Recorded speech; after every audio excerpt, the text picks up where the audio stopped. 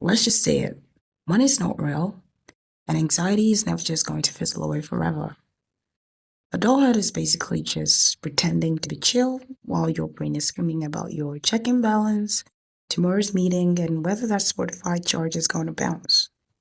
You wake up, phone buzzes, one email from your boss, three urgent reminders you forgot to set, and a push notification that just hits like a personal attack.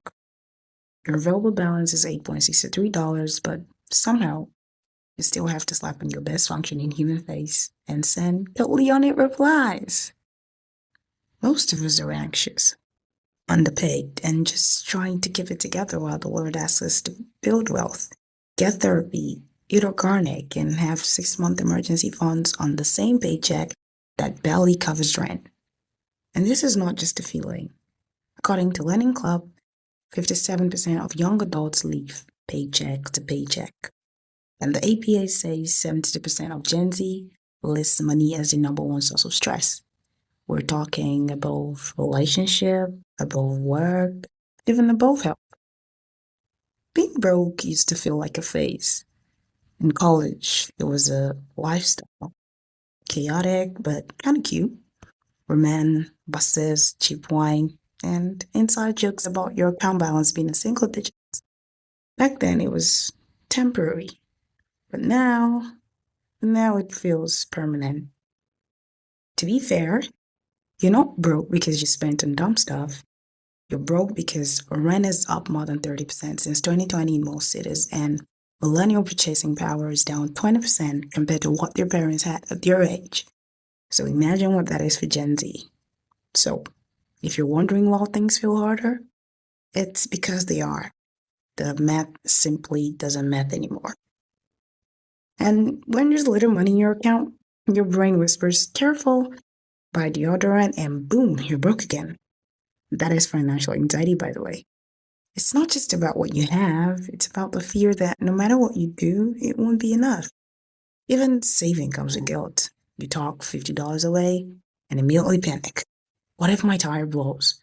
What if my laptop dies? What if capitalism eats itself and I have to flee the country on food with only $50 and a backpack? Meanwhile, social media makes it worse. Your high school friend just bought a house, and your coworkers manifest in abundance from a beach in Portugal, and you're just trying not to cry in the produce aisle because bell peppers suddenly cost $6 and your card has been declined before for less. So you start to feel like the only one spiraling, the only one falling behind. But that's the biggest lie of adulthood. Everyone is pretending. So let's get into the real talk. What do you actually do when you're broke and anxious and trying not to lose it? First, start small. Seriously, just track your spending for 1 week. Most of us have no idea where our money goes. And it's not always the big purchases, it's the $4 here, $6 there that add up like little gremlins. You don't need any fancy app, you just open notes and write it down. Awareness is the first step, and you're not bad with money.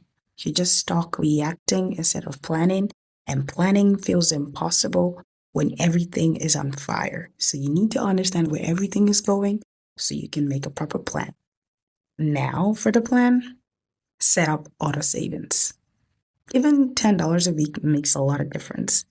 And if you can open a high yield savings account, some online banks offer 4.5 APYs now, so that's like passive growth. It's not a lot, but it's free money for just parking your emergency fund somewhere smarter than a regular checking account.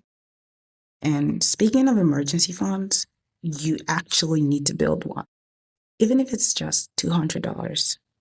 According to Consumer Financial Protection Bureau, having just a few $100s saved can make a huge difference in staying out of debt when something goes wrong. So forget the pressure of 6-month income. Start with 1 week, then 1 month. Just stack slowly. It's not a race. And if you've got debt, which most of us do, you have to tackle it. But just pick a strategy that doesn't crush your spirit.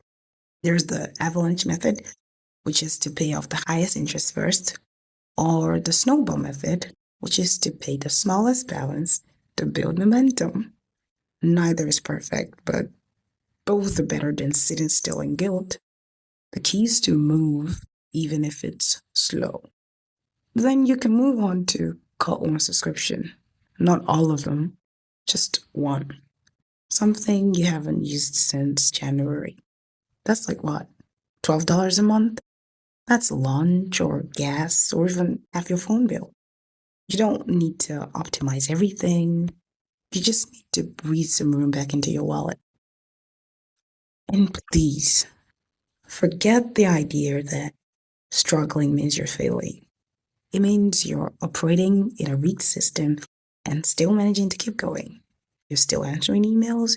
You're still sending, oh my God, same text messages when your friends say they also cried during a careful commercial, which is ridiculous, by the way. You're still walking to work with a podcast in your ear like this one, while acting like you're not low-key spiraling. That's not failure. That's resilience. And yeah, it looks messy, but so does everyone else's life. Adulthood has no scorecard, no gold stars, no medals for not losing your mind while paying $150 for therapy and $9.50 for oat milk. Some weeks you win by saving $20, and some weeks you win by asking your friends if you can hang out for free. Other weeks you win by choosing sleep over guilt, and that's all valid. Please, if it gets really bad, which it does sometimes, find someone to talk it out with. Because when we share it, we'll lighten the load. And no, you don't need to turn your money trauma into a TED Talk. Just text a friend, admit you're behind on bills, say no to dinner without shame, ask for help, laugh about it, cry about it. That's how we're all surviving. Okay? So now go take a nap. If you're not at work, drink some water, maybe cancel that free trial you forgot about, and give yourself credit for making it through today. Also, feel free to hit that subscribe button. And let's keep it moving, one helpful adulting video at a time. See you in the next video.